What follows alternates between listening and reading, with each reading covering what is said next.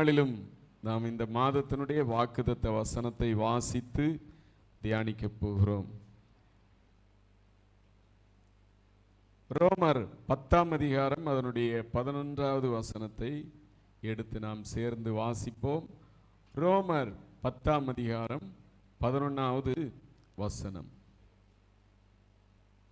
அவரை விசுவாசிக்கிறவன் எவனோ அவன் வெட்கப்படுவதில்லை என்று வேதம் சொல்லுகிறது. மறுபடியும் படிப்போம். அவரை விசுவாசிக்கிறவன் எவனோ அவன் வெட்கப்படுவதில்லை என்று வேதம் சொல்லுகிறது. அவரை விசுவாசிக்கிறவன் எவனோ அவன் வெட்கப்படுவதில்லை.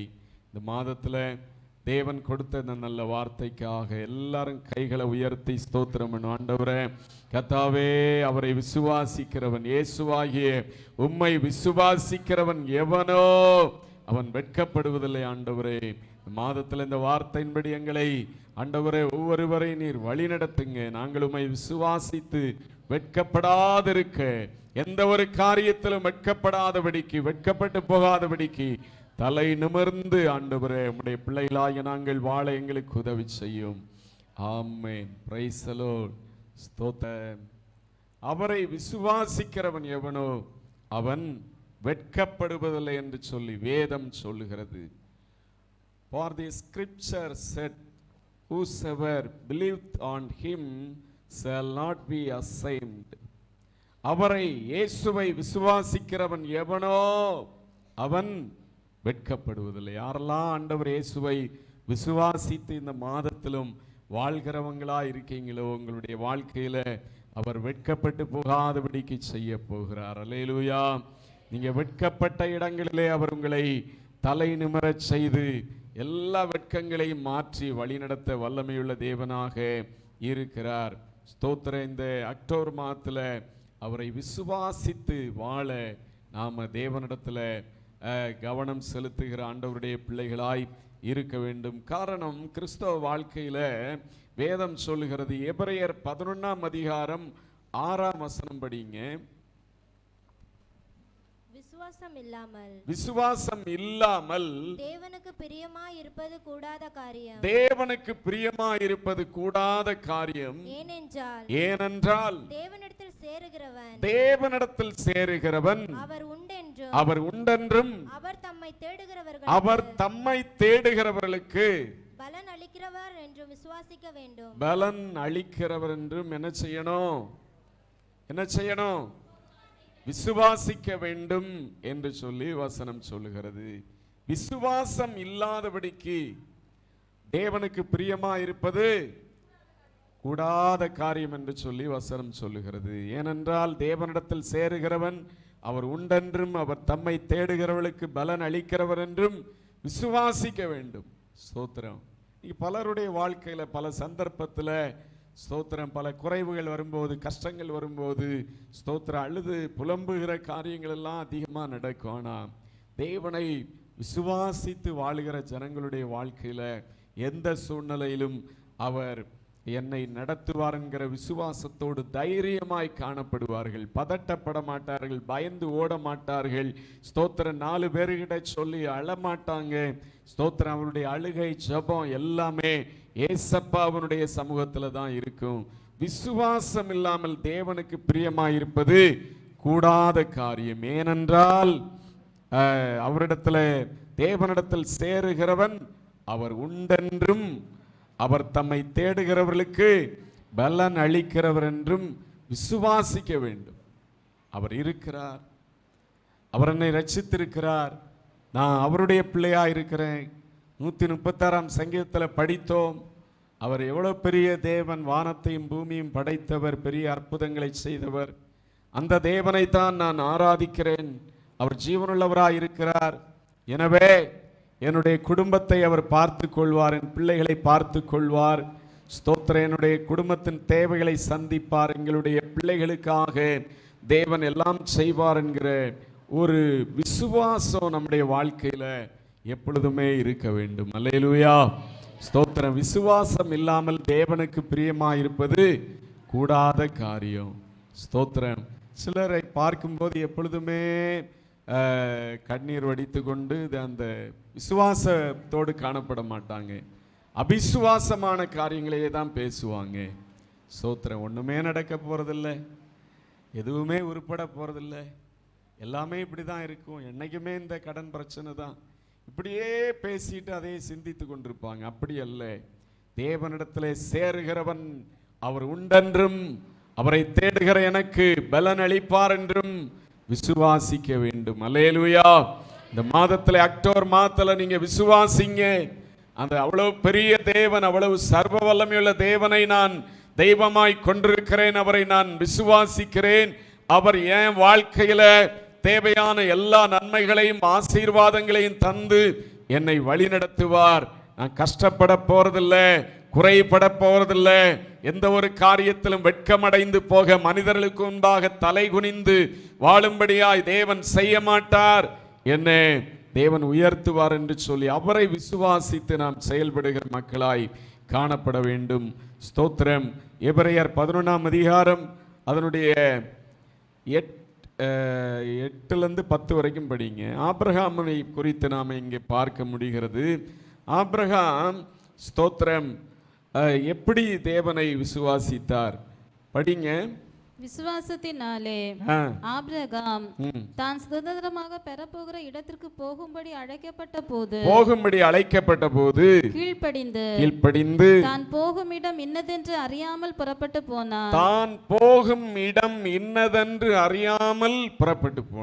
விசுவாசத்தினாலே அவன் வாக்குத்தத்தம் பண்ணப்பட்ட தேசத்திலே பரதேசியை போல சஞ்சரித்து அந்த வாக்குத்தத்தத்திற்கு உடன் சுதந்திரராகிய ஈசாக்கோடும் யாக்கோபோடும் கூடாரங்களிலே குடியிருந்தான். ஏனெனில் தேவன் தாமே கட்டி உண்டாக்கின அஸ்திபாரங்கள் உள்ள நகரத்துக்கு அவன் காத்திருந்தான். பாருங்க, ஆபிரகாமை தேவன் அழைக்கிறார்.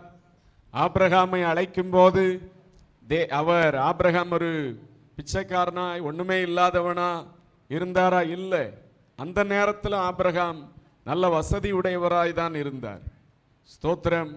அப்படிப்பட்ட ஒரு மனிதனை தேவன் அழைத்த போது அந்த அழைப்புக்கு அவர் கீழ்ப்படிந்து எந்த ஊருக்கு போனோம் அப்படின்னு சொல்லி தேவன் இன்னுமே அவருக்கு ஒன்னு சொன்னார், நான் காண்பிக்கும் தேசத்துக்கு நீ புறப்பட்டு போ. ஸ்தோத்திரம். ஒரு இடத்துக்கு நம்ம போகணும்னா அதுக்கு என்ன தேவை? ஸ்தோத்திரம். அட்ரஸ் தேவை. கூகுள் மேப்பினுடைய அந்த என்ன மேப்பெல்லாம் நமக்கு இருந்தால் இப்போ உள்ள காலத்தில் போய் சேருகிறோம். ஸ்தோத்திரம். அதுவும் சில நேரத்தில் மேப்பெல்லாம் நம்பி போனால் முட்டு சந்தில் கொண்டு நிறுத்திடுது. அப்படிப்பட்ட காரியங்களும் நடக்கிறது. வழி நமக்கு முன்னாடி இருந்தே அப்படிப்பட்ட காரியங்கள் எல்லாம் நடக்கிறது. ஆபிரகாமுக்கு எங்கே போனோம் என்ன அப்படின்னு சொல்லி ஒரு உறுதியான அந்த காரியம் இன்னும் தெரிவிக்கப்படாத நிலைமையிலும் ஆண்டவர் அழைத்து விட்டார். ஆபிரகாமே, நான் உனக்கு காண்பிக்கும் தேசத்துக்கு போ அப்படின்னு சொல்லி அழைத்த போது ஆபிரகாம் என்ன செய்தாராம்? கீழ்ப்படிந்தார். விசுவாசத்தினாலே ஆபிரகாம் 8ஆம் வசனத்திலே விசுவாசத்தினாலே ஆபிரகாம் தான் சுதந்திரமாக பெறப்போகிற இடத்துக்கு போகும்படி அழைக்கப்பட்ட போது கீழ்ப்படிந்து தான் போகும் இடம் இன்னதென்று அறியாமல் புறப்பட்டு போனார். பாருங்க, தேவன் அவரை அழைத்த ஒரே காரணத்தினால விசுவாசித்து அவன் போகும் இடம் இன்னதென்று அறியாதிருந்தும் அவர் புறப்பட்டு போனார். நம்முடைய வாழ்க்கையில ஸ்தோத்திரம், ஒருவேளை நமக்கு முன்பாக நல்ல ஒரு சூழ்நிலைகள் இல்லாதிருந்தாலும் கூட ஆண்டவர் எனக்காக கண்டிப்பாக செய்வார், என் தேவைகளை சந்திப்பார், என்னுடைய வாழ்க்கையில் கண்டிப்பாக நான் எதிர்பார்த்து ஜெபிக்கிற ஒரு காரியத்தை நிறைவேற்றுவார் என்கிற விசுவாசத்தோடு நாம் காத்திருந்து ஜெபிக்கிற ஆண்டவருடைய பிள்ளைகளாய் இருக்க வேண்டும். ஸ்தோத்திரம். நாம் பார்க்கும்போது 9ஆம் வசனத்தில் விசுவாசத்தினாலே அவன் வாக்குதத்தம் பண்ணப்பட்ட தேசத்திலே பரதேசியை போல சஞ்சரித்து அந்த வாக்குதத்தத்துக்கு உடன் சுதந்திரராகிய யாக்கோபோடும் ஈசாக்கோடும் கூடாரங்களிலே குடியிருந்தார். அவருக்கு வசதி இல்லாததுனால கூடாரங்களிலே குடியிருக்கவில்லை, ஏராளமான வசதிகள் இருந்தது. இருந்தாலும் ஸ்தோத்திரம், ஆண்டவர் காண்பிக்கிற தேசத்துக்கு போக வேண்டும். அதனாலே அவர் ஒரே இடத்துல இருக்கும்படியாக அவர் அந்த பெரிய வீடுகளெல்லாம் கட்டல, கூடாரங்களிலே குடியிருந்தார் என்று சொல்லி வசனம் சொல்லுகிறது. ஸ்தோத்திரம். 10ஆம் வசனத்தில், ஏனெனில் தேவன் தாமே கட்டி உண்டாக்கின அஸ்திபாரங்கள் உள்ள நகரத்துக்கு அவன் காத்திருந்தான். தேவன் கட்டி உண்டாக்கின நகரத்துக்கு. ஸ்தோத்திரம். ஒரு வகையில் நாம் கானான் தேசம் என்றும் எடுத்துக்கொள்ளலாம், ஒரு வகையில் பரலோகமாகிய நகரம் என்றும் சொல்லி எடுத்துக்கொள்ளலாம். எப்படியோ ஆபிரகாம் தேவனுக்கு கீழ்ப்படிந்து விசுவாசத்தோடு செயல்பட்டதை நாம் பார்க்கிறோம். விசுவாசித்த அந்த ஆபிரகாமை குறித்து வேதம் சொல்லுகிறது, ஆபிரகாம் முதிர் வயதான போது ஆபிரகாமை தேவன் எல்லா காரியங்களிலும் ஆசீர்வதித்தார் என்று சொல்லி வசனம் சொல்லுகிறது. அல்லேலூயா. இந்த அக்டோபர் மாதத்திலும் நானும் நீங்களும் கூட ஆண்டவரை விசுவாசித்து முறுமுறுப்பில்லாதபடிக்கு, ஆண்டவரையே சில குறை பேசாதபடிக்கு, நம்முடைய வாழ்க்கையில அவரிடத்துல ஒரு விசுவாசத்தோடு நாம் காத்திருக்கும் போது நம்முடைய வாழ்க்கையிலும் கூட ஆபிரகாமை ஆசீர்வைத்தது போல தேவன் ஆசீர்வைத்து வழி நடத்துவார். ஸ்தோத்திரம். அதுபோல ஆபிரகாமனுடைய மனைவியாகிய சாராளை குறித்தும் கூட இதே அதிகாரத்தில் ஆண்டவர் எழுதுகிறார், விசுவாசத்தினாலே சாராளும் வாக்கு தத்தம் பண்ணப்பட்டவர் உண்மையுள்ளவர் என்று எண்ணி கற்பம் தரிக்க பலனடைந்து வயது சென்றவளாயிருந்தும் பிள்ளை பெற்றாள். ஆனபடியால் சரீரம் செத்ததென்று எண்ணத்தகும் ஒருவனாலே வானத்துள்ள பெருக்கமான நட்சத்திரங்களைப் போலவும் கடற்கரையுள்ள எண்ணிறந்த மணலைப் போலவும் மிகுந்த ஜனங்கள் பிறந்தார்கள். எதனால பிறந்தார்கள்?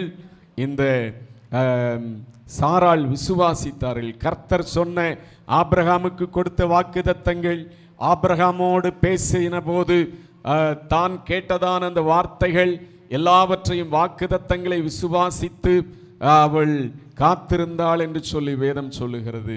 காத்திருந்த போது சரீரம் ஒருவேளை வயது நிமித்தமாக செத்து போனதை போல இருந்தாலும் தேவனுடைய வார்த்தை நிறைவேற ஆரம்பித்த போது, ஸ்தோத்திரம், பாருங்க, ஒண்ணுமே இல்லாத ஒரு குழந்தை கூட இல்லாத நிலைமையில கடற்கரை மணலத்தனையான ஜனங்கள் அவருடைய சந்ததிகளாய், ஆபிரகாமனுடைய சந்ததிகளாய், ஈசாக்கின் மூலமாய் மாறினார்கள்.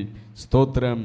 பிரியமானவர்களே, நாமும் விசுவாசித்து ஜீவிக்கிற ஆண்டவருடைய பிள்ளைகளாய் இருக்கும்போது நம்முடைய வாழ்க்கையிலும் தேவன் ஆசீர்வாதத்தை கட்டளையிடுவார். ஸ்தோத்திரம். எபிரேயர் 11ஆம் அதிகாரம் 24 முதல் 26 வரையுள்ள வசனங்களிலே படிக்கும்போது, விசுவாசத்தினாலே மோசே பார்வோனின் குமாரத்தியின் மகனாய் எண்ணப்படுவதை பார்க்கிலும் தேவ ஜனங்களோடு துன்பத்தை சகிக்கும்படியாய் அவர் இறங்கி வந்தார். ஸ்தோத்திர. அரண்மனை வாழ்க்கையெல்லாம் துறந்தார் என்று சொல்லி வேத வசனம் சொல்லுகிறது. ஸ்தோத்திரம். அவருடைய வாழ்க்கையில ஒரு நம்பிக்கை இருந்தது. இன்றைக்கு நான் அரண்மனையில ஒருவேளை இருக்கலாம், ஸ்தோத்திரம், ஆனால் தேவ ஜனங்களோடு இன்றைக்கு நான் துன்பத்தை சகிப்பேன்னா தேவன் என்னை கொண்டு என்னை பயன்படுத்தி இயற்கைக்கு அப்பாற்பட்டதான பூமியில எந்த ஜாதியினிடத்திலும் செய்யப்படாத அதிசயங்களை, அற்புதங்களை என்னை கொண்டு செய்வார் என்கிற ஒரு விசுவாசம் அன்னைக்கே மோசேக்கு இருந்ததோ இல்லையோ தெரியல. ஆனாலும் விசுவாசத்தினாலே மோசே என்று சொல்லி வசனம் சொல்லுகிறது. நம்முடைய வாழ்க்கையில தேவனை விசுவாசித்து செயல்படுகிற மக்களாய் இருக்கும்போது கண்டிப்பா இந்த அக்டோபர் மாதத்தில் உங்கள் காரியங்கள் ஒவ்வொன்றிலும் நீங்க வெட்கப்பட்டு போகாதபடிக்கு இயேசுவை விசுவாசிக்கிற உங்களுடைய வாழ்க்கையில அவர் கிரியை செய்வார். அல்லேலூயா. ஸ்தோத்திரம். எனவே ஆண்டவருக்கு அவரை விசுவாசிக்கிறவர் எவனும் வெட்கப்படுவதில்லை என்று சொல்லப்பட்ட வார்த்தையின்படி இந்த மாதத்தில் ஆண்டவருக்கு நாம் காத்திருந்து ஜெபிக்கிறவர்களாய் ஒவ்வொரு நாளும் விசுவாசத்தோடு குறிப்பிட்டதான காரியங்களுக்காக நீங்க காத்திருந்து ஜெபிக்க ஆரம்பிங்க. ஸ்தோத்திரம். பதறி போய், ஸ்தோத்திரம், பயத்தோடு நீங்க கலங்கி தவிக்கிறவர்களாய் இல்லாதபடிக்கு தேவ சமூகத்தில் காத்திருக்கிறவர்களாய் காணப்படுங்க. காத்திருக்கிற ஜனங்கள் வெட்கப்பட்டு போவதில்லை என்று சொல்லி வசனம் சொல்லுகிறது. ஏசாயா 49ஆம் அதிகாரம் 23வது வசனத்தை படிங்க.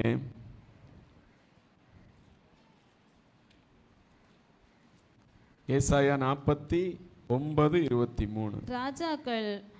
உன்னை வளர்க்கும் தந்தைகளும் ம். அவர்களுடைய நாயகிகள் உன் கைத்தாய்களுமாய் இருப்பார்கள். தரையிலே முகங்குப்புற விழுந்து உன்னை பணிந்து உன் கால்களின் தூளை நக்குவார்கள். நான் கர்த்தர், எனக்கு காத்திருக்கிறவர்கள் நான் கர்த்தர், எனக்கு காத்திருக்கிறவர்கள் வெட்கப்படுவதில்லை என்பதை அப்பொழுது அறிந்து கொள்வாய். அப்பொழுது அறிந்து கொள்வாய். நான் கர்த்தர், எனக்கு காத்திருக்கிறவர்கள் வெட்கப்படுவதில்லை. ஆண்டவர் சொல்லுகிறார், நான் கர்த்தர், சர்வ வல்லமையுள்ள தேவன், எல்லாவற்றையும் செய்கிறவர், ஒன்றுமில்லாமையிலிருந்து சகலவற்றையும் உருவாக்குகிற தேவன், எனக்கு காத்திருக்கிறவர்கள் வெட்கப்படுவதில்லை. ஸ்தோத்திரம். இந்த மாதத்தில் நீங்க ஆண்டவருக்கு காத்திருங்க. ஸ்தோத்திரம். உங்களுடைய குடும்பத்தில் ஒருவேளை பிள்ளைகளுக்கு திருமணம் நடக்கணும் அப்படின்னு சொல்லி நீங்க ஜெபிக்கிறவர்களா இருக்கலாம். கர்த்தருக்கு காத்திருங்க, விசுவாசத்தோடு ஜெபித்து காத்திருங்க. ஆண்டவரே, நீர் ஏற்ற நல்ல திருமணத்தை ஆயத்தப்படுத்த வல்லமையுள்ள தேவன். ஸ்தோத்திரம். அதனதன் காலத்தில் செய்கிற தேவன். எனவே நாம நம்புகிறேன், விசுவாசிக்கிறேன் அப்படின்னு சொல்லி காத்திருந்து ஜெபிக்கிறவர்களாய் இருங்க.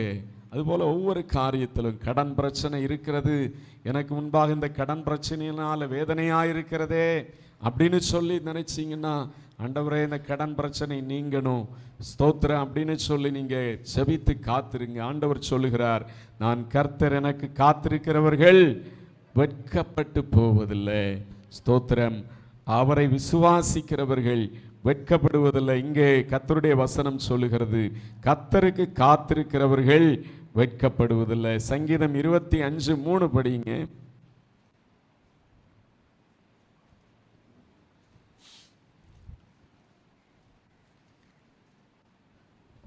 உம்மை நோக்கி காத்திருக்கிற ஒருவரும் வெட்கப்பட்டு போகாதபடி செய்யும். முகாந்திரம் இல்லாமல் துரோகம் பண்ணுகிறவர்களே வெட்கப்பட்டு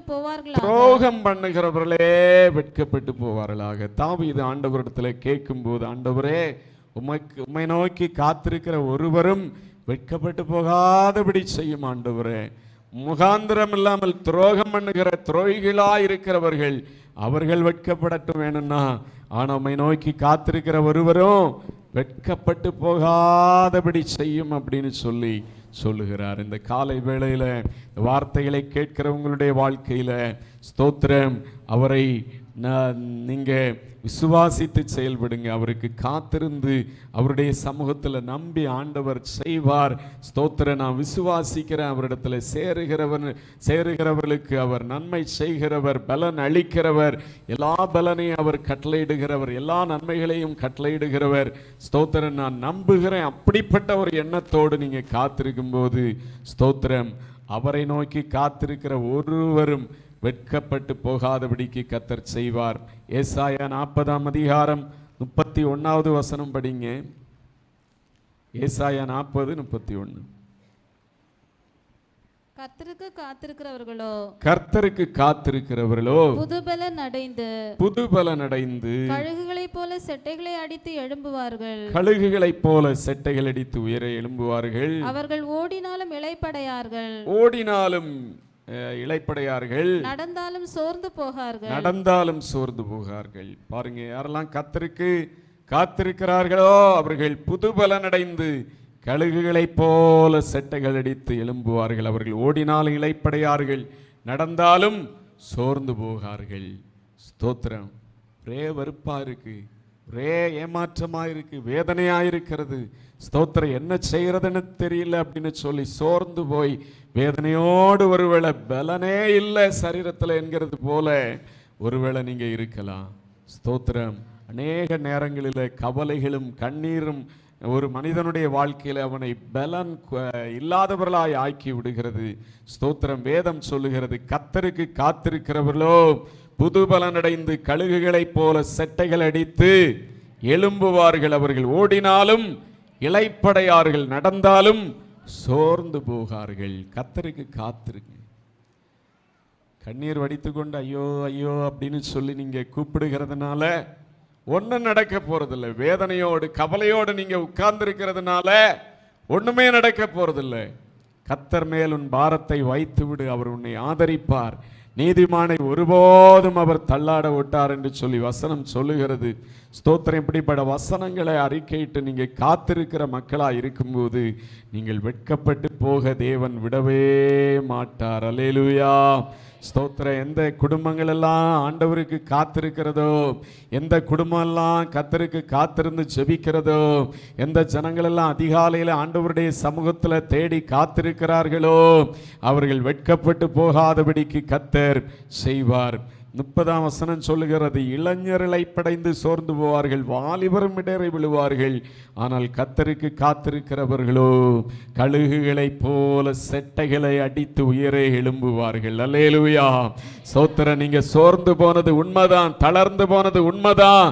ஆனா மறுபடியுமாய் ஆண்டவருக்கு காத்திருந்த உங்களுடைய வாழ்க்கையில கழுகு எப்படி அந்த வயதான கழுகு காத்திருந்து நல்ல ரெக்கைகளை பெற்றுக்கொண்டு இன்னும் அதிக வேகத்தோடு அது பறக்கிறதோ, அதுபோல உங்களுடைய வாழ்க்கையில தேவனுடைய சமூகத்தில் ஜெபத்தில் காத்திருந்து நீங்க செயல்படும் போது அப்படிப்பட்ட ஒரு பலனை, உற்சாகத்தை கொடுத்து நீ ஆண்டவர் உங்களை வழிநடத்துவார். ஸ்தோத்திரம். காத்திருக்கிற தேவனுடைய பிள்ளைகளுடைய வாழ்க்கையில சோர்ந்து போவதில்லை, அவர்கள் வெட்கமடைந்து போக ஆண்டவர் விடவே மாட்டார். அல்லேலூயா. ஸ்தோத்திரம். உங்களுடைய குடும்பத்தில், உங்களுடைய குடும்பத்தில் உள்ள ஜனங்களுடைய வாழ்க்கையில நீங்க வெட்கப்பட்டு போகணும், சமுதாயத்தில் வெட்கப்பட்டு நிற்கணும் அப்படின்னு சொல்லி ஒருவேளை மனிதர்கள் விரும்புவார்கள். அதற்காய் சில காரியங்களை கூட ஒருவேளை செய்கிறவர்களா இருக்கலாம். ஆனால் நீங்கள் ஆண்டவருக்கு மாத்திரம் காத்திருந்து, அப்பா ஏசப்பா நீங்க தான் எனக்கு எல்லாமே அப்படின்னு சொல்லி ஆண்டவரை உறுதியாய் பிடித்து கொண்டு நீங்க விசுவாசத்தோடு காத்திருப்பீங்கன்னா நீங்க வெட்கப்பட ஒரு நாளும் தேவன் விடவே மாட்டார். ஸ்தோத்திரம். தாவீது சொல்லும்போது, நான் இளைஞனாயிருந்தேன், முதிர் வயதாயிருந்தேன், ஆனால் நீதிமானுடைய சந்ததி கைவிடப்பட்டதை நான் பார்க்கவில்லை என்று சொல்லுகிறார். எனவே ஆண்டவருக்கு காத்திருக்கிற நீதிமான்களாய் நாம காணப்படும் போது கர்த்தர் ஒரு நாளும் கைவிட மாட்டார். அல்லேலூயா. ஸ்தோத்திரம். அவரை விசுவாசிக்கிறவன் எவனோ அவன் வெட்கப்படுவதில்லை.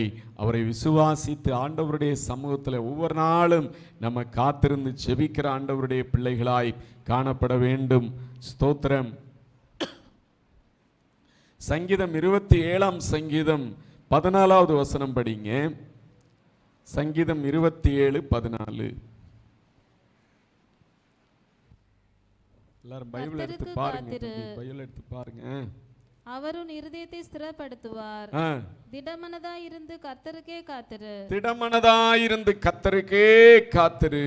திடமனதாயிருந்து கர்த்தருக்கே காத்திரு. ஸ்தோத்திரம். இருதயம் சொல்லும், எண்ணங்கள் சொல்லும். ஸ்தோத்திரம். நீ காத்திருந்து என்ன பிரயோஜனம்? ஜெபம் பண்ணி என்ன பிரயோஜனம்? குடும்பமா ஜெபம் பண்ணி என்ன பிரயோஜனம்?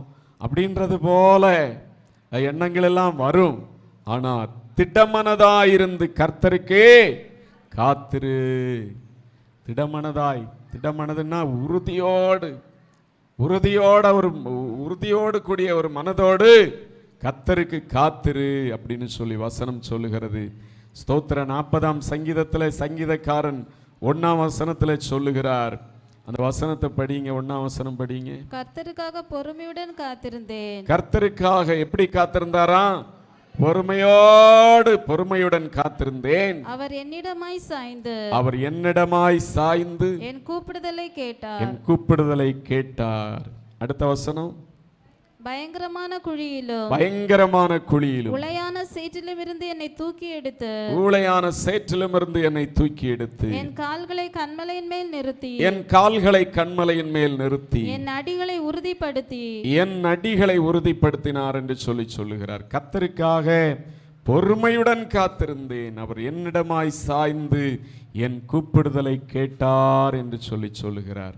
ஸ்தோத்திரம். இந்த சங்கீதத்தை எழுதின தாவீதனுடைய வாழ்க்கையில எத்தனையோ பிரச்சனைகள், எத்தனையோ எதிரிகள், எத்தனையோ போராட்டங்கள் எல்லாம் இருந்துச்சு. ஸ்தோத்திரம். ஒரு அரசனானாலும் பல பிரச்சனைகள் அவருக்கு முன்பாக இருந்தது. ஸ்தோத்திரம். ஆனாலும் அவர் சொல்லுகிறார், கர்த்தருக்காக பொறுமையுடன் காத்திருந்தேன். மனிதர்களுக்காக நான் காத்திருந்ததெல்லாம் போதும், கர்த்தருக்காய் பொறுமையுடன் காத்திருந்தேன். அவர் என்னிடமாய் சாய்ந்து என் கூப்பிடுதலை கேட்டார் என்று சொல்லுகிறார். நீங்களும் ஆண்டவருக்காக பொறுமையோடு காத்திருந்து ஆண்டவர் செய்வார். அவரை தேடுகிற அவருடைய பிள்ளையாயிருக்கிற எனக்கு அவர் கண்டிப்பாய் பலன் அளிப்பார்.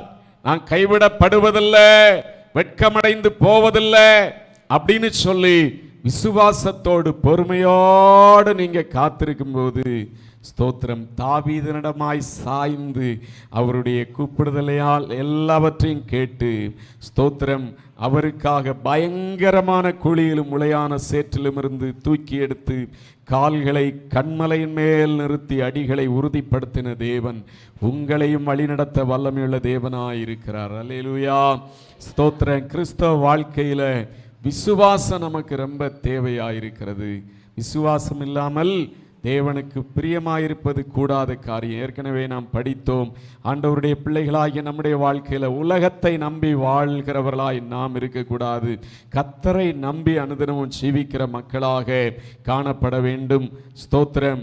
கர்த்தர் மேல் தன்னுடைய நம்பிக்கையை வைக்கிற மனுஷன் அவன் பாக்கியவான் என்று சொல்லி கர்த்தருடைய வேத வசனம் சொல்லுகிறது. எனவே கர்த்தருக்காக பொறுமையுடன் காத்திருந்த தாவீதை போல ஸ்தோத்திர நாம் ஜெபத்தில் ஆண்டவரை விசுவாசித்து நம்பி காத்திருக்கிறவர்களாக இருக்கணும். அல்லேலூயா, ஸ்தோத்திரம். எப்படி நான் காத்திருக்க முடியும்?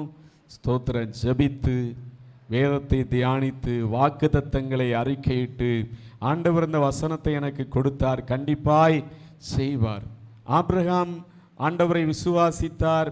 ஆபிரகாமினுடைய வாழ்க்கையில் நன்மைகள் வந்தது என்று சொல்லி பார்த்தோம். ஆபிரகாமை குறித்து வேதம் சொல்லுகிறது, அவர் தேவனுடைய வாக்குத்தத்தங்களை விசுவாசித்து அறிக்கையிட்டு அதனாலே ஆசீர்வதிக்கப்பட்டார் என்று சொல்லி வேதம் சொல்லுகிறது. நம்முடைய வாழ்க்கையிலும் ஜெபித்து ஆண்டவருடைய வார்த்தைகளை விசுவாசித்து நாம் காத்திருக்கிறவர்களாக இருக்கும்போது வெட்கப்பட்டு போகாதபடி தேவன் செய்வார். ஸ்தோத்திரம். இன்றைக்கு நிறைய பேருடைய வாழ்க்கையில காத்திருக்கிற அனுபவம் இல்லாதபடிக்கு எல்லாமே அவசரமாக நடக்கணும், உடனடியாக நடக்கணும் அப்படின்ற எண்ணத்தோடு ஜீவிக்கிற நிலைமைகளை பார்க்கிறோம். ஏசாயா 64 அதிகாரம் அதனுடைய 4 வசனம் படிங்க. ஏசாயா 64:4.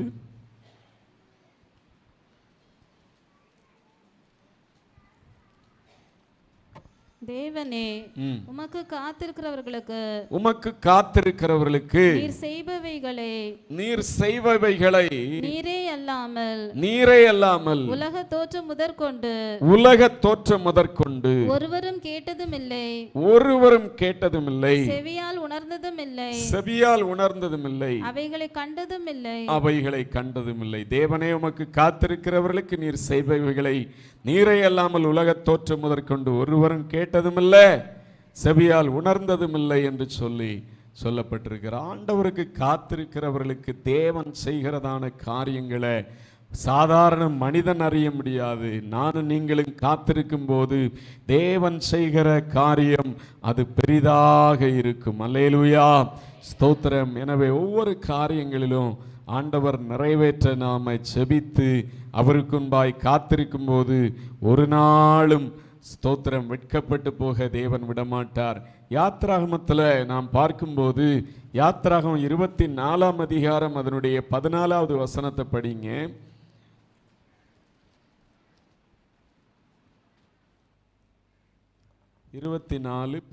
அவன் மூப்பரை நோக்கி, நாங்கள் உங்களிடத்தில்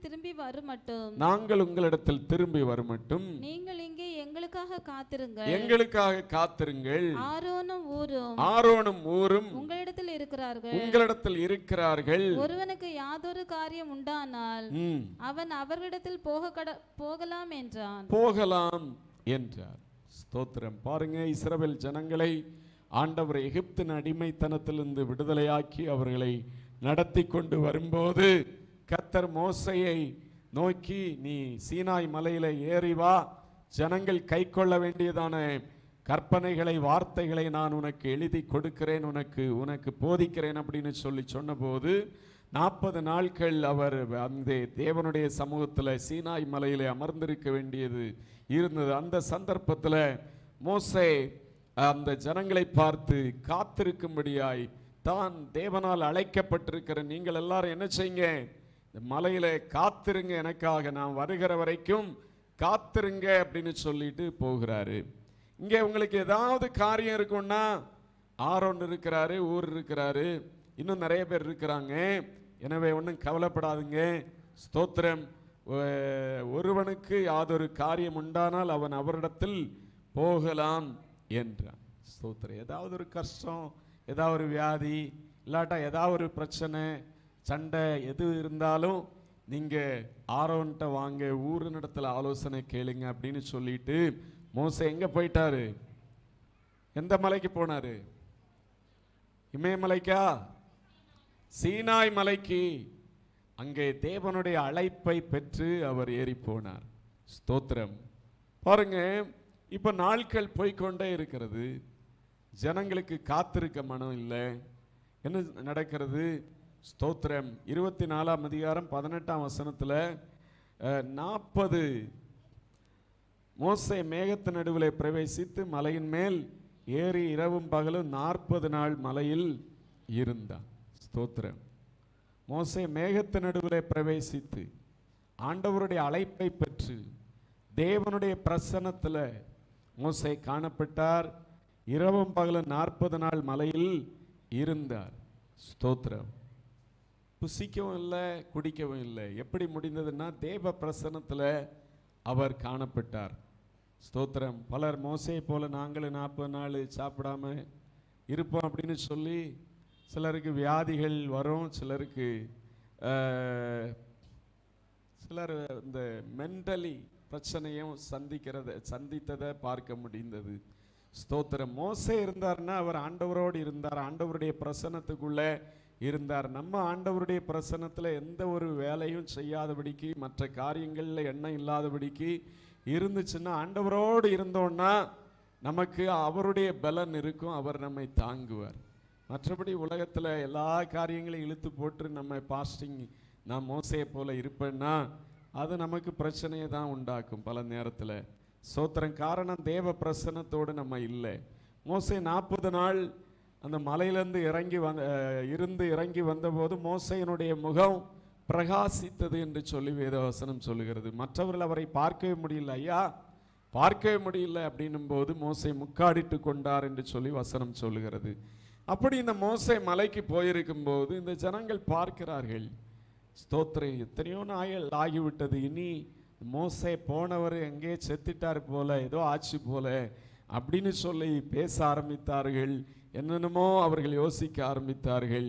ஸ்தோத்திரம். 32ஆம் அதிகாரத்தில் நாம் படிக்கிறோம், ஜனங்கள் காத்திருக்க வேண்டியவர்கள். ஸ்தோத்திரம். இந்த 24ஆம் அதிகாரத்திலிருந்து நீங்கள் வீட்டில் போய் படித்து பார்த்தீங்கன்னா தேவன் அந்த மலையில் இருந்து மோசையோடு பேசுகிறார். ஜனங்கள் இப்படி இருக்க வேண்டும், ஜனங்கள் இப்படிப்பட்ட காரியம் செய்ய வேண்டும், ஆசரிப்பு கூடாரத்தை இப்படி கட்ட வேண்டும், இந்த வியாதி உள்ளவன் இப்படி இருக்க வேண்டும், கர்த்தருக்கு செய்கிற ஆராதனைகள் இப்படி இருக்க வேண்டும் என்று சொல்லி பல காரியங்களை மோசையோடு பேசிக்கொண்டே இருக்கிறார். ஸ்தோத்திரம். ஆனால் 32ஆம் அதிகாரத்தில் பார்க்கும்போது 1ஆம் வசனம் படிங்க.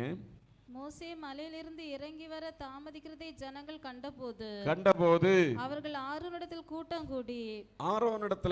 கூடி அவனை நோக்கி எகிப்து தேசத்திலிருந்து எங்களை அழைத்து கொண்டு வந்த அந்த மோசேக்கு என்ன சம்பவித்ததோ அறியோம். ஆதலால் நீர் எழுந்து எங்களுக்கு முன் செல்லும் தெய்வங்களை எங்களுக்காக உண்டு பண்ணும் என்றார்கள். எங்களுக்கு முன் செல்லும் தெய்வங்களை எங்களுக்கு உண்டு பண்ணும். ஏதாவது கஷ்டம்னா ஆரோனை தேடி போங்க அப்படின்னு சொல்லி மோசே சொல்லியிருந்தார். ஆனால் இப்போ இவங்க மோசேக்கு என்ன சம்பவித்தது தெரியல, போய் பல நாள் ஆகிவிட்டது.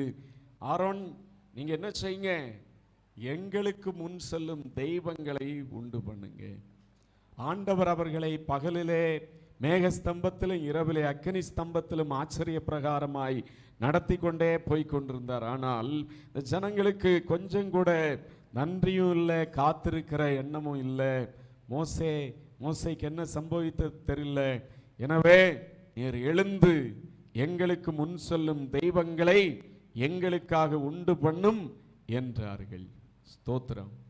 எங்களுக்கு முன் செல்லுகிற நாங்க எதையாவது பார்க்கணும், அது எதுவா இருந்தாலும் பரவாயில்ல, எங்களுக்கு முன் செல்லும் தெய்வங்களை உண்டு பண்ணு அப்படின்னு சொல்லி ஆரோனுக்கு நெருக்கம் கொடுக்கும்போது அவர் என்ன சொல்லுகிறார்? உங்கள் 2ஆம் வசனத்திலே, அதற்கு ஆரோன், உங்கள் மனைவிகள், குமாரர், குமாரத்திகளுடைய காதுகள் இருக்கிற பொன்னணிகளை கலட்டி என்னிடத்தில் கொண்டு வாருங்கள் என்றான். ஜனங்கள் எல்லாரும் தங்கள் காதுகள் இருந்த பொன்னணிகளை கலட்டி ஆரோனிடத்தில் கொண்டு வந்தார். அவைகளை அவர்கள் கையிலிருந்து அவன் அந்த பொன்னை வாங்கி சிற்ப கருவிகளால் கருபிடித்து ஒரு கன்று குட்டியை வார்ப்பித்தான். அப்பொழுது அவர்கள், இஸ்ரவேலரே, உங்களை எகிப்து தேசத்திலிருந்து அழைத்து கொண்டு வந்த உங்கள் தெய்வங்கள் இவைகளே என்றார்கள். ஸ்தோத்திரம். பாருங்க, பொன்னணிகளை, காதணிகள், காதுல கழுத்துல போட்டிருந்ததெல்லாம் கொண்டு வர சொல்லி அதை தீயில போட்டு ஒரு கன்று குட்டியாய் உண்டாக்கப்பட்டது. இப்போ அந்த கன்று குட்டியை எல்லாரும் கொண்டாடி ஸ்தோத்திரம் அதை பார்த்து, இந்த கன்று குட்டி தான் நம்ம எகிப்திலிருந்து கொண்டு வந்த தெய்வம் அப்படின்னு சொல்லி அதற்கு திருவிழா எல்லாம் கொண்டாட ஆரம்பித்தார்கள். ஸ்தோத்திரம். இன்றைக்கும் அதே காரியங்கள் தான் நம்மை சுற்றிலும் நடக்கிறது. தெய்வத்தை விட்டு விட்டு படைக்கப்பட்டவைகளை, ஸ்தோத்திரம், அவைகளுக்கு ஆராதனை செய்கிற காரியங்கள் எங்கும் நடக்கிறதை நாம் பார்க்க முடிகிறது. ஸ்தோத்திரம். பாருங்க, அதற்கு பலி செலுத்துகிறார்கள், அதற்கு ஒரு ஆராதனையை கொடுக்கிறார்கள். ஸ்தோத்திரம். அப்படிப்பட்ட பொறுமை இழந்த, காத்திருக்க மனம் இல்லாதபடிக்கு அந்த ஜனங்கள் ஸ்தோத்திர தேவனை அசட்டை பண்ணி செயல்படுகிறதை பார்க்கிறோம். 32ஆம் அதிகாரம் 25, 26 வசனத்திலே பார்க்கும்போது, மோசே மலையை விட்டு மலையில இருக்கும் போதே ஆண்டவர் சொல்லுகிறார், மோசே, ஸ்தோத்திரம், அந்த ஜனங்கள் பாவம் செய்து விட்டார்கள், ஸ்தோத்திரம், நீ இறங்கி போ அப்படின்னு சொல்லும்போது அந்த மோசே தன்னுடைய உதவியாளனாய் தன்னையோடு எப்பொழுதும் இருந்ததான அந்த யோசுவாவோடு கூட இறங்கி வரும்போது அந்த ஜனங்கள் எல்லாம் நிர்வாணியாய் காணப்பட்டார்கள். நிர்வாணமாய் பலர் கிடக்கிறார்கள், விபச்சாரம் செய்கிறார்கள். ஸ்தோத்திர பல காரியங்கள் இங்கே நடக்கிறது. ஸ்தோத்திர அந்த கன்று குட்டியை வைத்து கொண்டு ஆடி பாடுகிறார்கள். ஸ்தோத்திரம். கடைசியில பார்க்கும்போது கர்த்தருடைய பட்சத்திலே நிற்கிறவன் யார் என்று சொல்லி கேட்கும்போது அங்கே ஒரு ஆசாரியன், பினகாஸ் என்று சொல்லக்கூடியவன், லேவி புத்திரர், இங்கே பினகாஸ் அல்ல, லேவி புத்திரர்கள் எல்லாரும் கர்த்தர் பட்சத்திலே நிற்கிறோம் என்று சொல்லி 26ஆம் வசனத்தை படிங்க. 32ஆம் அதிகாரம் 26. பாளையத்தின் வாசலில் நின்று கர்த்தருடைய பட்சத்தில் இருக்கிறவர்கள் யார், அவர்கள் என்னிடத்தில் சேர கடவர்கள் என்றான். அப்பொழுது லேவியின் புத்திரர் எல்லாரும் அவனிடத்தில் கூடி வந்தார்கள். அவன் அவர்களை நோக்கி, உங்களில் ஒவ்வொருவனும் தன் பட்டயத்தை தன் அறையிலே கட்டிக்கொண்டு பாளையமெங்கும் உள்ளும் புறம்பும் வாசலுக்கு வாசல் போய் ஒவ்வொருவனும் தன் தன் சகோதரனையும் ஒவ்வொருவனும் தன் தன் சிநேகிதனையும் ஒவ்வொருவனும் தன் தன் அயலானையும் கொன்று போட கடவன் என்று இஸ்ரவேலின் தேவனாகிய கர்த்தர் சொல்லுகிறார் என்றார். இஸ்ரவேலின் தேவனாகிய கர்த்தர் சொல்லுகிறார் என்று சொல்லி பாருங்க. காத்திருந்து ஸ்தோத்திரன் தேவனுடைய வார்த்தைகளை கேட்டு மகிழ்ச்சியாய் வாழ வேண்டிய அநேகர் காத்திருக்காதனால, ஆண்டவருடைய வார்த்தைக்கு காத்திருக்காதபடியினால, மோசே சொன்னபடி காத்திருக்காதபடியினால அழிக்கப்பட்டார்கள் என்று சொல்லி கர்த்தருடைய வார்த்தை சொல்லுகிறது. தேவ பிள்ளைகளாகிய நம்முடைய வாழ்க்கையில காத்திருக்கிற அனுபவம் உடையவர்களாய் காணப்பட வேண்டும். யூதா 21வது வசனத்தை படிங்க. யூதா 21ஆம் வசனம்.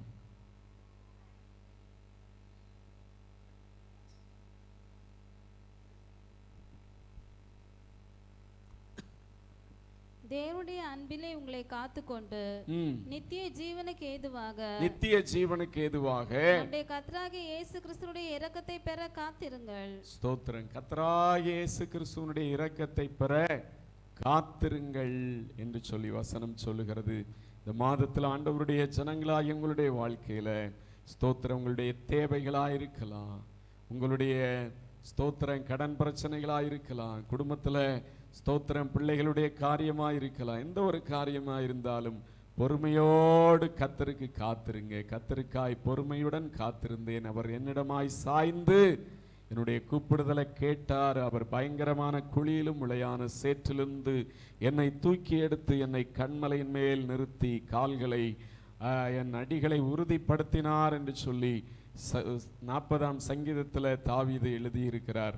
நம்முடைய வாழ்க்கையில் ஆண்டவருக்கு காத்திருக்கும் போது ஸ்தோத்திரம் ஒரு நாளும் வெட்கப்பட்டு போக தேவன் விடவே மாட்டார். இந்த மாதத்துல ஸ்தோத்திரம், அவரை விசுவாசிக்கிறவர்கள் எவர்களோ அவர்கள் வெட்கப்படுவதில்லை. அவரை விசுவாசிக்கிறவன் எவனோ அவன் வெட்கப்படுவதில்லை. ஆண்டவருடைய வாக்குத்தத்தத்தை விசுவாசிப்போம்.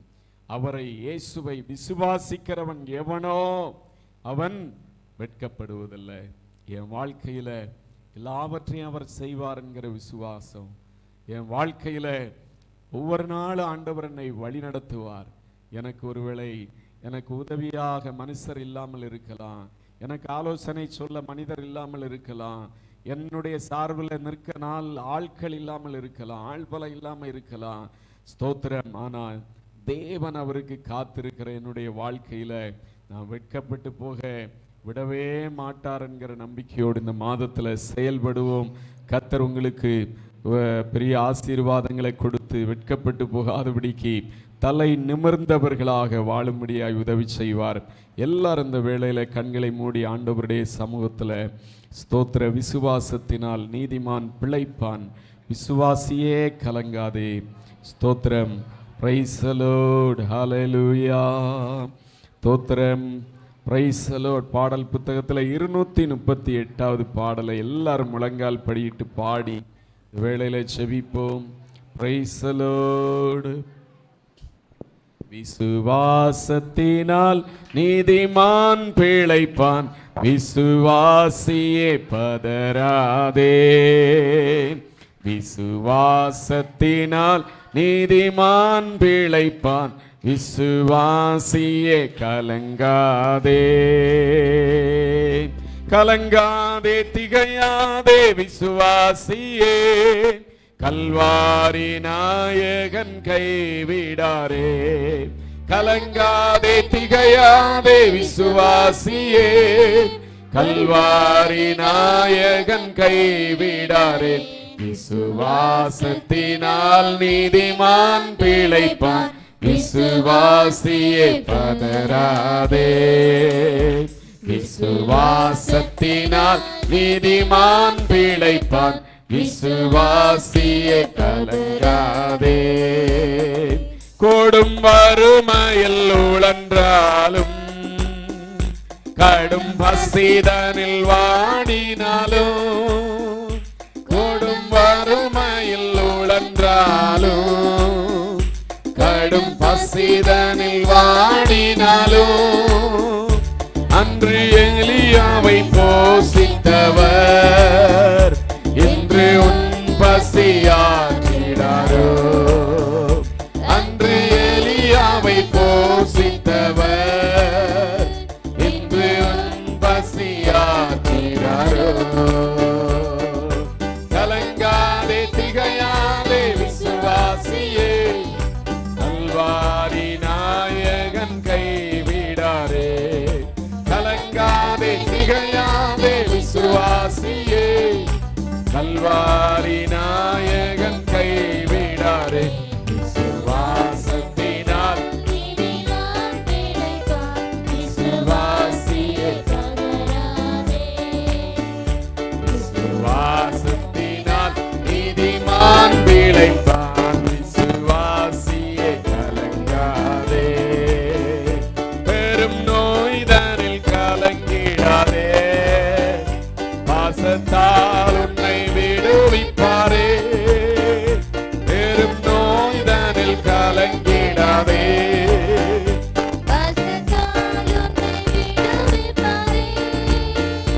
திமிர்வாதத்தால் அசைவற்றவன் தேவதயவினால் நடக்கலையோ. திமிர்வாதத்தால் அசைவற்றவன் தேவதயவினால் நடக்கலையோ. கலங்காதே, திகையாதே விசுவாசியே, கல்வாரி நாயகன் கைவிடாரே. கலங்காதே, திகையாதே விசுவாசியே,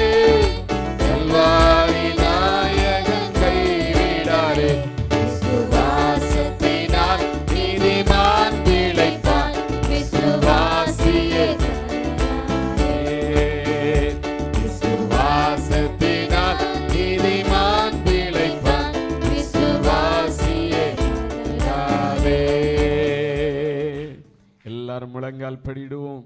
ஒரு விசுவாசத்தோடு, என்னை அழைத்தவர், என்னை இரட்சித்த தேவன், அவர் உண்மையுள்ளவர், அவர் சர்வ வல்லமையுள்ள தேவன். அவரிடத்துல நான் கேட்கிற, அவருக்கு அவருடைய சமூகத்தில் காத்திருந்து செபிக்கிற எல்லா காரியங்களையும் அவர் நிறைவேற்ற வல்லமையுள்ள தேவனாய் இருக்கிறார். எனவே நான் பொறுமையோடு காத்திருப்பேன். என்னுடைய வாழ்க்கையின் ஒவ்வொரு காரியத்திலும் பொறுமையோடு நான் காத்திருப்பேன் அப்படின்னு சொல்லி ஒப்பு கொடுப்போம். நல்ல ஆண்டவரே, இந்த அருமையான கர்த்தாவே ஆராதனை நாளிலே உம்மை ஆராதிக்கும்படியாய், தொழுது கொள்ளும்படியாய், உம்முடைய சமூகத்திலே உம்முடைய ஆசீர்வாதங்களை பெற்றுக்கொள்ளும்படியாய் தேவன் தந்த கிருபைகளுக்காய் ஸ்தோத்திரம். ஆண்டவரை இம்மட்டுமாய் கடந்து போன 9 மாதங்களும் வழி நடத்தினவர். இந்த அக்டோபர் மாதத்திலும் ஆண்டவரே ஒவ்வொரு ஜனங்களையும் நீர் ஆசீர்வைத்து வழி நடத்த போற தயவுக்காய் ஸ்தோத்திரம். பலவீன போராட்டங்கள் உள்ளவர்களை விடுதலையாக்கி நடத்துங்க ஆண்டவரே. ஒவ்வொரு ஜனங்களை நீரே கரம் பிடித்து நடத்தி செல்ல வேண்டுமாய் செபிக்கிறோம் ஆண்டவரே. இந்த மாதத்திலும் ஆண்டவரே ரோமர் 10:11 அவரை விசுவாசிக்கிறவன் எவனோ அவன் வெட்கப்படுவதில்லை என்று சொல்லப்பட்டிருக்கிற வார்த்தையின்படி கர்த்தாவே ஒருவரும் ஆண்டவரே கர்த்தாவே வெட்கப்பட்டு போகாதபடிக்கு இந்த மாதத்தில் உம்மை விசுவாசித்து காத்திருந்து ஜெபிக்க, விசுவாசித்து ஆண்டவரை செயல்பட, விசுவாசித்து இயேசுவையே நோக்கி பார்க்க கர்த்தர் உதவி செய்ய வேண்டுமாய் ஜெபிக்கிறோம் ஆண்டவரே. அன்றைக்கு மோசே இஸ்ரவேல் ஜனங்களை காத்திருக்க சொன்னபோது அவர்கள் காத்திருக்க மனமில்லாதபடிக்கு தங்களுக்கு முன் செல்லும் தெய்வங்களை உண்டு பண்ணும்படியாய் கட்டளையிட்டார்கள். ஸ்தோத்திரம். கடைசியிலே அது அவருடைய அழிவுக்கு காரணமாய் மாறிவிட்டது கர்த்தாவே. அவருடைய வாழ்க்கையில வெட்கப்பட்டு போனார்கள் கர்த்தாவே. ஸ்தோத்திரம். நாங்கள் உம்மை விசுவாசித்து வாழ்வதற்கு பதிலாக எங்களுடைய வாழ்க்கையில் ஆண்டவரே வழி தவறி போகிறவர்களாய் இருக்கக்கூடாது கர்த்தாவே. ஒவ்வொரு நாளும் உம்மை விசுவாசித்து வாழும்படியான நல்ல வழி நடத்துதலை ஒவ்வொரு ஜனங்களுக்கும் கர்த்தர் கொடுக்க வேண்டுமாய் ஜெபிக்கிறோம். தாவீதனுடைய வாழ்க்கையில கர்த்தருக்காய் பொறுமையோடு காத்திருந்தேன். கர்த்தர் என்னிடமாய் சாய்ந்து என்னுடைய கூப்பிடுதலை கேட்டார் என்று சொல்லுகிறார். அப்பா ஸ்தோத்திரம். வார்த்தைகளை கேட்ட ஒவ்வொரு ஜனங்களுடைய வாழ்க்கையிலும் கர்த்தாவே என் தேவனுக்காக பொறுமையோடு காத்திருந்து வாழ்க்கையில வெற்றி பெற, விடுதலை பெற, ஆசீர்வதிக்கப்பட, சோர்வில்லாதபடிக்கு ஒரு பலத்தோடு கூடிய வாழ்க்கை வாழும்படியாய் கர்த்தர் உதவி செய்யும் ஆண்டவரே. கர்த்தருக்கு காத்திருக்கிறவர்கள் பலனடைந்து கழுகுகளைப் போல செட்டைகள் அடித்து உயர எழும்புவார்கள். ஓடினாலும் இளைப்படையார்கள், நடந்தாலும் சோர்வடையார்கள். ஆண்டவர் இந்த வார்த்தையின்படி ஒவ்வொருவரும் காத்திருக்க உதவி செய்யும் ஆண்டவரே. இந்த மாதத்துல ஒவ்வொருவரை ஆசீர்வதியும். அவர்கள் கைட்டு செய்கிற வேலைகள், வியாபாரம், தொழில்கள், வாகனத்தை ஓட்டுதல் எல்லாவற்றிலும் ஆண்டவரே உம்முடைய கரம் இருந்து வழி நடத்த செபிக்கிறோம். இந்த வேளையிலும் எல்லாரையும் ஆசீர்வதியும் சமாதானத்தோடு அனுப்புங்க. இயேசுவின் நாமத்தில் ஜெபங்கள் நல்ல பிதாவே, ஆமென். நம்முடைய கர்த்தரும் இரட்சகருமாய் இருக்கிற ஆண்டவராகிய இயேசு கிறிஸ்துவின் கிருபையும் பிதாவாகிய தேவனுடைய அன்பும் பரிசுத்த ஆவியானவருடைய அன்யோன்ய ஐக்கிய சிநேகமும் இன்றும் என்றும் சதா காலங்களிலும் நம் அனைவரோடும் கூட தங்கியிருப்பதாக. ஆமென். என் ஆத்துமாவே கர்த்தரை ஸ்தோத்திரி, முழு உள்ளமே அவருடைய பரிசுத்த நாமத்தை ஸ்தோத்திரி. என் ஆத்துமாவே கர்த்தரை ஸ்தோத்திரி, கர்த்தர் செய்த சகல வாரங்களை மறவாதே. ஆமென். அல்லேலூயா, அல்லேலூயா, அல்லேலூயா. ஸ்தோத்திரம். ஆண்டவருங்களை ஆசீர்வதிப்பார்.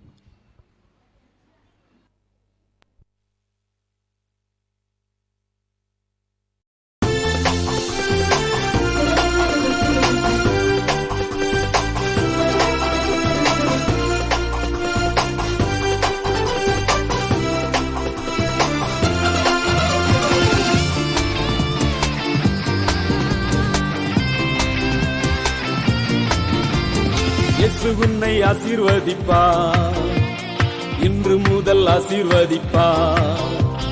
ஆசீர்வதிப்பார், உன்னை ஆசீர்வதிப்பார், இன்று முதல் ஆசீர்வதிப்பார். ஆசீர்வதிப்பார், உன்னை ஆசீர்வதிப்பார், இன்று முதல் ஆசீர்வதிப்பார்.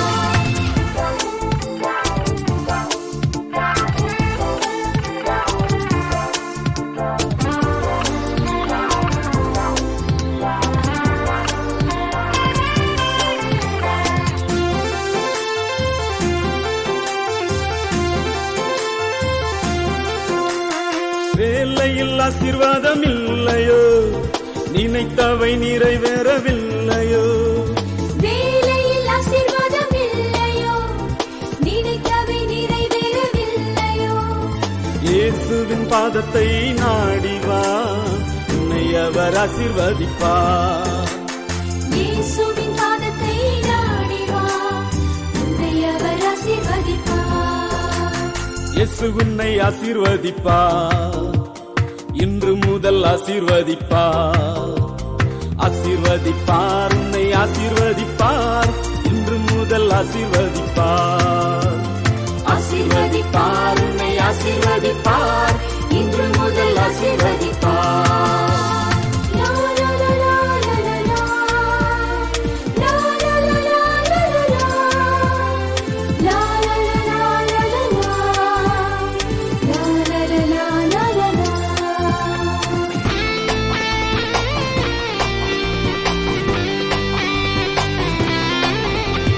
குடும்பத்தில் சமாதானம் இல்லையோ, கலக்கமும் தவிப்பும் வாழ்க்கையோ. குடும்பத்தில் சமாதானம் இல்லையோ, கலக்கமும் தவிப்பும் வாழ்க்கையோ.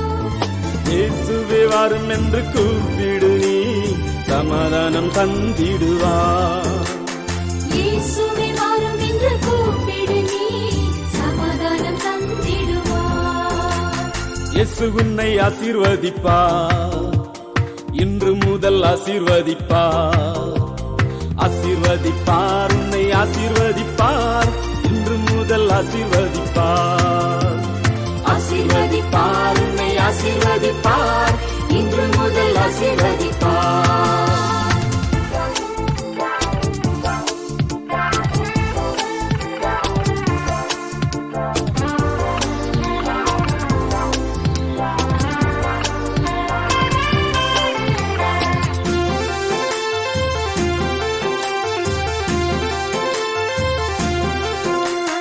உறவென்று சொல்ல யாரும் இல்லையோ, உனக்கென்று எதுவும் இல்லையோ. உறவென்று சொல்ல யாரும் இல்லையோ, உனக்கென்று எதுவும் இல்லையோ. இயேசுவே அப்பான்னு கூப்பிடும் போது மகன் என்று அழைத்திடுவார். இயேசுவே அப்பான்னு கூப்பிடும் போது மகன் என்று அழைத்திடுவார். இயேசு உன்னை ஆசீர்வதிப்பார், இன்று முதல் ஆசீர்வதிப்பார். ஆசீர்வதிப்பார், உன்னை ஆசீர்வதிப்பார், இன்று முதல் ஆசீர்வதிப்பார். ஆசீர்வதிப்பார், உன்னை ஆசீர்வதிப்பார், இன்று முதல் ஆசீர்வதிப்பார்.